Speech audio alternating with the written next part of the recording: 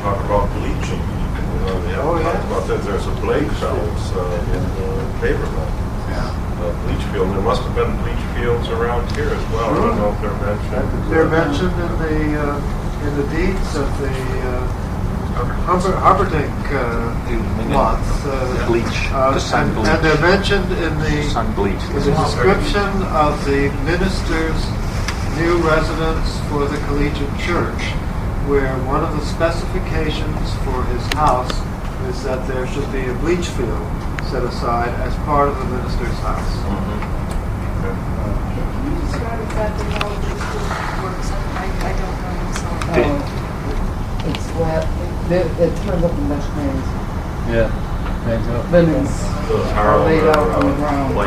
Grasses Presumably after winter. The one thing that we did get that was very impressive was the yellow head of flax. Flax was here early on, and probably in a commercial capacity, Do you have a date for that? 1650. Okay, because Mariah and Russell mentioned worsted spinners, which would be meant for wool, not flax, but I'm sure if they had worsted spinners, they would get. It could be flax. earlier, but at conservative date, Yeah, okay. we have some conservative dates. That's very good. There's a reference to a bleach field in the records of Amsterdam on 29th of April 1664. There you go. So that must be true. Not necessarily. Paper like it's earlier than that. Did they say where it was? My notes don't say. Well, what's the source? I mean, go back and look, maybe it does kind of give an idea. Records of New Amsterdam, volume 5, page 49. 49. As I understand it, what it is a grassy plot where the linens were laid out to bleach. My wife used to do that. That was used exclusively, that plot of grass was kept extra clean and used exclusively for bleaching linens, for laying them out into the sun, so they would whiten and smell good and be fresh to use. No grass stains? And that's the idea of cleanliness, that on the other hand contrasts with the dirt in the streets. If you had those pigs running around and they broke loose on laundry day. Well, some of the bleach fields, at least, were commercial. Bleaching is specifically Not- forbidden on the Sunday, the Sabbath, in ordinance of the 26th of October 1656. I was bleaching on Sunday. Bleaching on Sunday is not allowed in an ordinance dated from 26th of October 1656. That's Law and Writs of Appeal, probably page 71. Yes, 71. Right, sorry, sorry. One of the things on that, I've heard it told, and I don't really know whether it's right or wrong, if there's any authority, that over a winter season, laundry would accumulate and you would have a lot of laundry come, early spring. And that's why you, again, in the Dutch things, you get an incredible amount of things spread out on the ground for bleaching. And yeah, how that was really used, I'm not sure. I think in terms of people's habits, they probably changed, but I know at some point in Haarlem, they set up frameworks to bleach. Yeah, They that's still right. And I have- was wondering if they are still also visible on the Castello plan. See, that's what I was wondering as well, if some of the markings that you see might have to do with bleach fields or bleaching and not so much with also, gardens. how often are they used? Do you have a way of finding that out? I just know that there's one of the canals in Haarlem, it's called the Raamvest and the Raamsingel, and it refers to the frameworks where they would bleach, and I'm not sure how commercial that bleaching operation was, or if it was sort of a... What do you have in terms of flax and production in New Amsterdam? Is this, they weren't doing wool, they were weaving flax. But weren't they also prohibited from venturing into certain things that might compete with what they were doing in the Dutch Republic. So The first reference to flax is in the Schagen letter of 1626. Yeah, they tried it out. So they're trying Didn't out work too anything at that point. Flax is a funny thing to grow and harvest. I've not tried it, so I couldn't do it.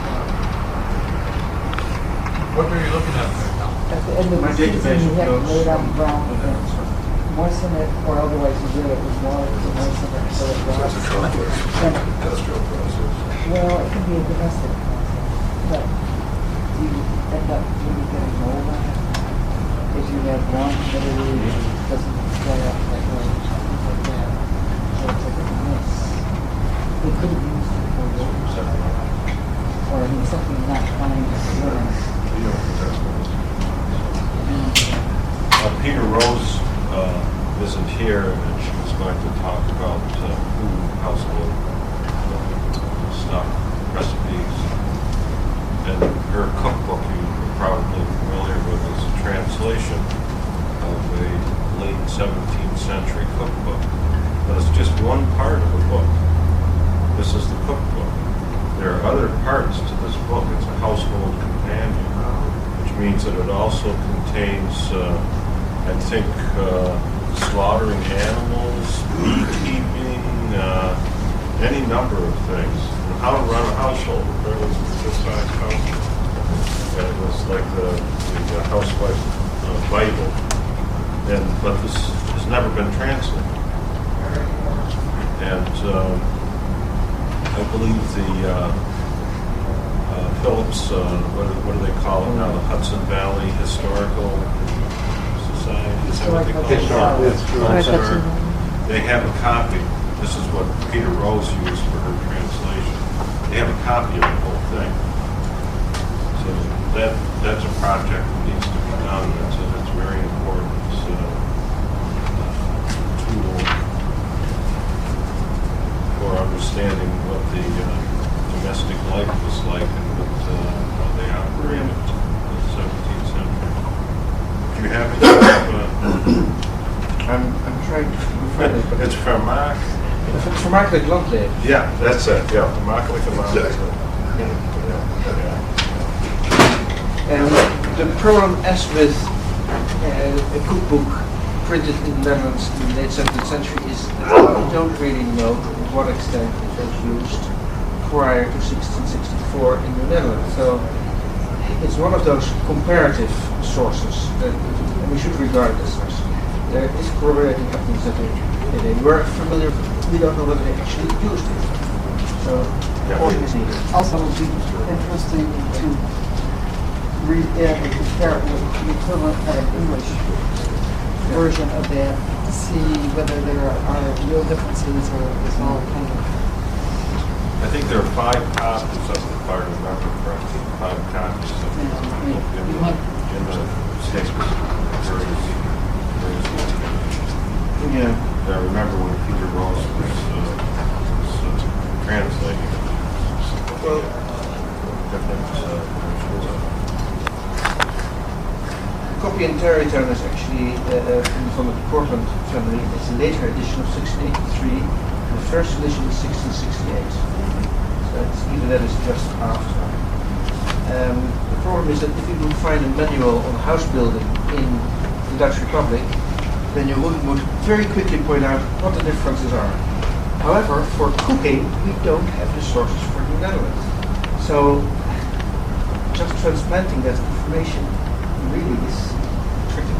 Yeah. Like the bones that are found up in the Beverbuck area, a lot of deer. I don't think there's a single venison recipe. Their diet was quite different. Yeah, one of the things that was intriguing is that we tell us 1650, stuff could be earlier, we're going through it again because of dates. He's like, well, they have some other dates, and Jamestown has some dates. But what we did see is a drop-off in the availability of venison from 1650 to 1680. So there may not have been that much available, given the what I say is significant environmental trouble by 1650.